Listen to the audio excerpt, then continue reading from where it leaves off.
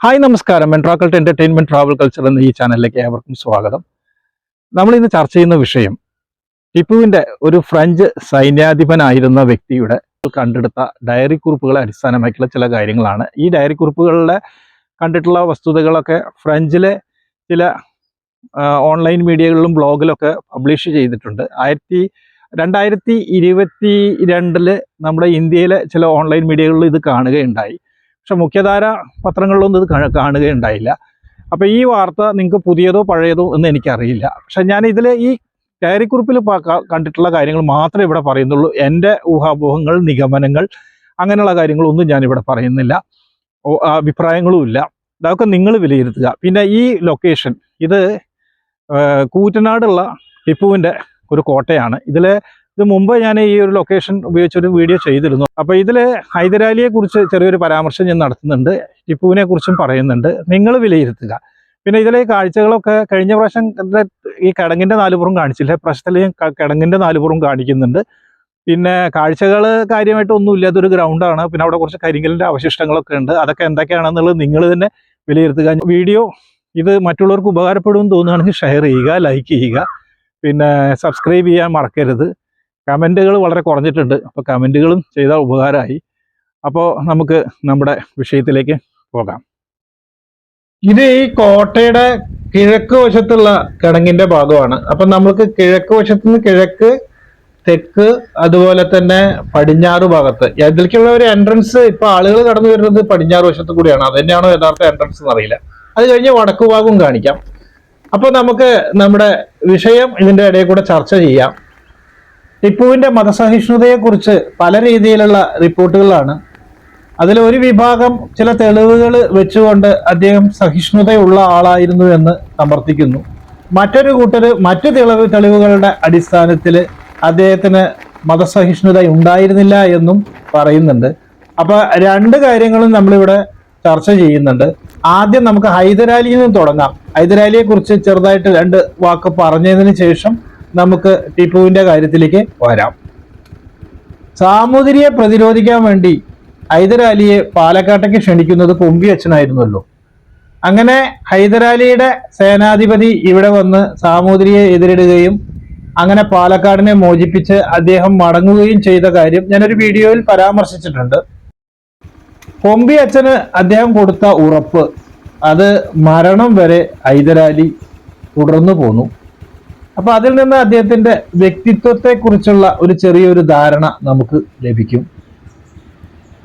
രണ്ടാമതായി, കോലത്തുനാട് ആക്രമിക്കാൻ അദ്ദേഹത്തെ ക്ഷണിക്കുന്നത് അറയ്ക്കൽ കൊട്ടാരത്തിലെ അലി രാജാവായിരുന്നു. അതിനെക്കുറിച്ച് ഞാൻ ഇതിന് മുന്നത്തെ ഒരു വീഡിയോയിൽ പരാമർശിച്ചിട്ടുണ്ട്. കോലത്ത് നാട്ടിലെ അധികാരം തനിക്ക് ലഭിക്കുമെന്ന് കരുതിയിട്ടായിരിക്കണം അലി രാജ അങ്ങനെ ചെയ്തത്. പക്ഷെ അലി രാജയുടെ കുരുട്ടുബുദ്ധിയിലൂടെ ഉണ്ടായ ചില പ്രവർത്തനങ്ങൾ ഹൈദരാലിക്ക് ഇഷ്ടപ്പെട്ടില്ല.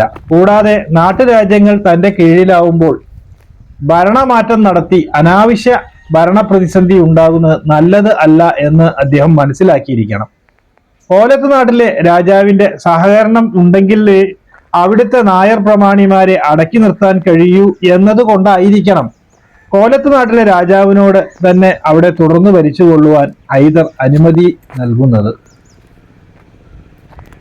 മൂന്നാമതായി, പ്രതിഫലമോ അംഗീകാരമോ ലഭിക്കുമെന്ന് കരുതി മാലിദ്വീപിലെ രാജാവിനെ അന്ധനാക്കി പിടിച്ചുകെട്ടി ഹൈദരാലിയുടെ മുന്നിലെത്തിച്ച അലി രാജാവിനോട് ഹൈദർ കുപിതനാവുകയാണ് ചെയ്തത്.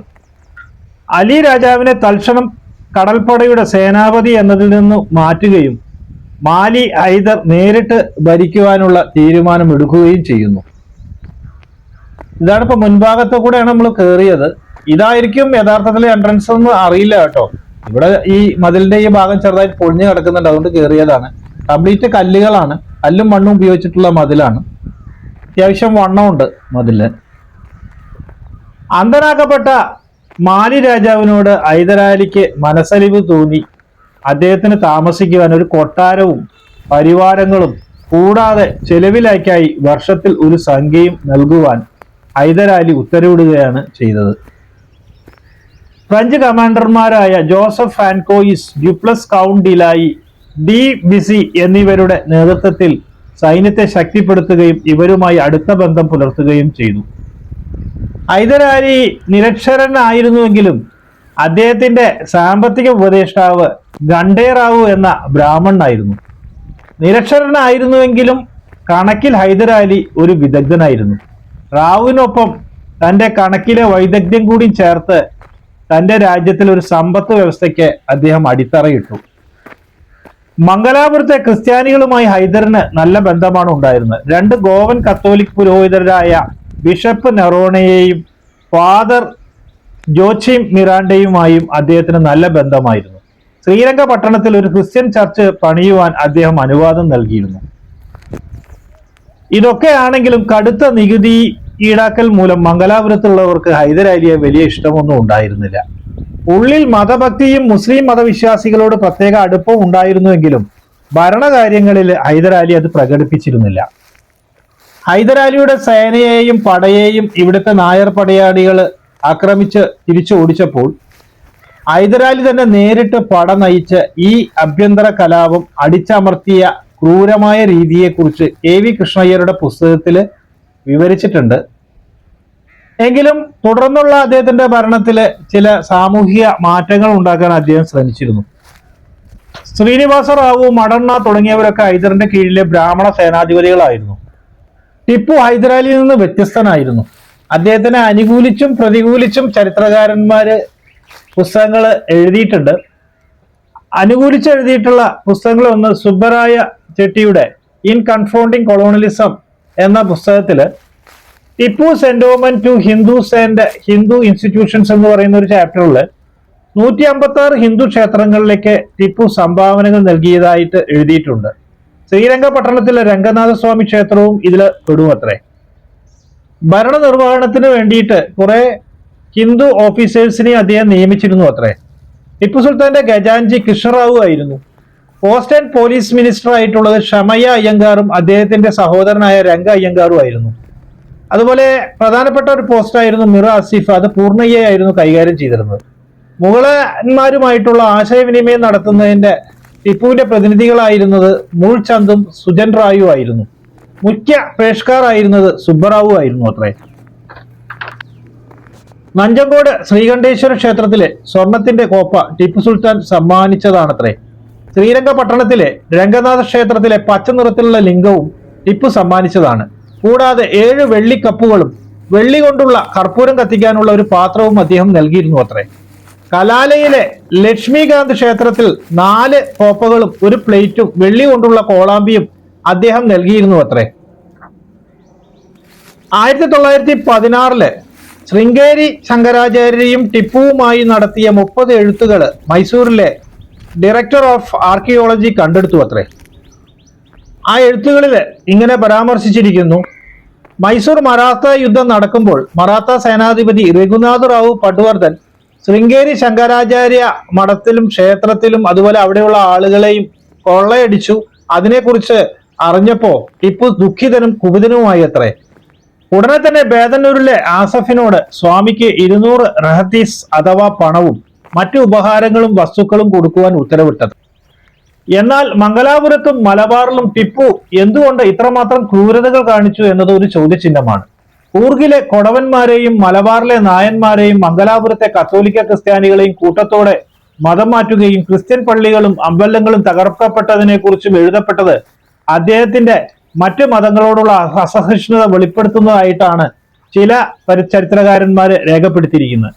കൂർഗിലെ കൊടവന്മാരെ മതം മാറ്റിയതിനെ കുറിച്ച് ടിപ്പു കർണൂലിലെ നവാബായ റൺ മുസ്തഖ് ഖാന് എഴുതിയ എഴുത്തിൽ 40,000 പേരെ ഇസ്ലാം മതത്തിൽ ചേർത്തിയതിനെ കുറിച്ചും അവരെ അഹമ്മദി കോപ്സിന്റെ ഭാഗമാക്കിയതിനെ കുറിച്ചും സ്റ്റഡീസ് ഇൻ ഇന്ത്യൻ ഹിസ്റ്ററി അത് എഴുതിയത് സെൻ സുരേന്ദ്രനാഥ് ആണ്, യൂണിവേഴ്സിറ്റി ഓഫ് കൽക്കട്ട. അതിൽ പരാമർശിച്ചിട്ടുണ്ട്. അവിടുന്ന് ഒരു കുറച്ച് എഴുത്തുകൾ കിട്ടിയിട്ടുണ്ടായിരുന്നു. ഇനി 1988 കണ്ടെടുത്ത ചില ഡയറി കുറിപ്പുകളും അതിലുള്ള ചില വിവരങ്ങളും ലാറെ വ്യൂ ഡി ഇൻറ്റ് എന്ന പത്രത്തിന്റെ എഡിറ്റർ ഇൻ ചീഫായ ഫ്രാങ്കോ ഗോഷ്യർ പുറത്തുവിടുകയുണ്ടായി.